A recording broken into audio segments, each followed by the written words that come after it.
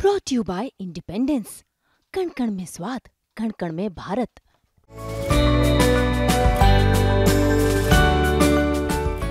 लय मोठा आकडा आहे, ते लय मोठा आकडा होणार आहे 20 पर्यंत। आता एकूण जसे जसे येतोय डाटा तसं तसं आम्ही रजिस्टरवर लिहितोय।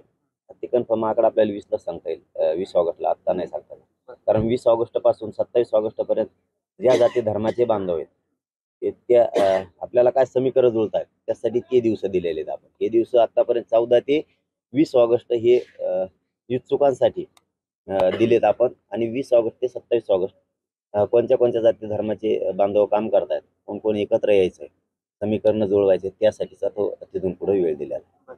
अंदाज सांगा आतापर्यंत जो आलेला आहे डाटा किती जणांचा आलेला आहे? साधारण 5-700 असतील, 5-600 असतील। आलंय गठ्ठा झालाय तो सर्व समाजाचे आहेत, सगळ्या जाती धर्माचे, एससी एसटी सगळे, ओबीसी, मराठा, मुस्लिम सगळेच आहेत। आता आपणच आव्हान केलंय ना, ज्यांना ज्यांना यायचंय त्यांनी त्यांनी इच्छुकांनी घेऊन या म्हणल्याच्या नंतर ते यायला लागलेत।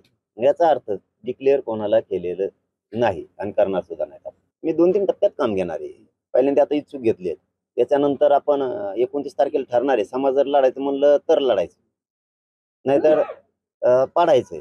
समाजाला हेही काम सांगितलं की ज्याला उभं राहायचं त्याने कागदपत्र सुद्धा काढून ठेवा। वेळेवर जर गडबड झाली तर परत कागदपत्र नाही कुठं नाही काढून ठेवा, वाया जातील। कुणी एक देणार आपण, बऱ्याच जणांनी काढून ठेवलं तर हरकत नाही, त्यातून एक जणाला आपण ते देणार आहे उमेदवारी। त्या पद्धतीनं काम चालू। इच्छुक कोणी येऊ शकतो, इच्छुक आला म्हणजे काय, शेवटी उमेदवारी थोडी डिक्लेअर केली आणि प्रत्येकाचं मत असतं, कोणाची नाराजी असती, कोणाला सहन होत नाही। काही काही ते दिलेले टोमणे काही काहीला सहन होत नाहीत, काही काही स्वतःचा एकदा स्वार्थ भागला की टोमणे मारतात। शेवटी त्यांच्यातला मराठा द्वेष जागा होतो।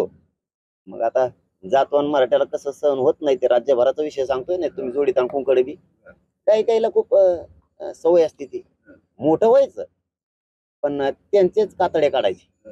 हो, त्यांना परत त्याच्यावर मीठ टाकायचं, मजा बघायची, हसायचं, कारण ते हिनवायची सवय असते काय काय एकदा भागलं की। असं असतं काय कायचं। त्याच्यामुळे मग काय कायचं जातवानाचे नाही मन रमत, त्यांना वाटतं बरं आहे बाबा आपली समाजाची शक्ती एक ओढली, कळपात बरं आहे, कळप सोडल्यावर एकट्याला रानोरानी हिंडायला लागतं। त्यामुळे जाती एक कळपाच्या बाहेर नको आता म्हणतात मराठा समाज, कळपात माझी आहे।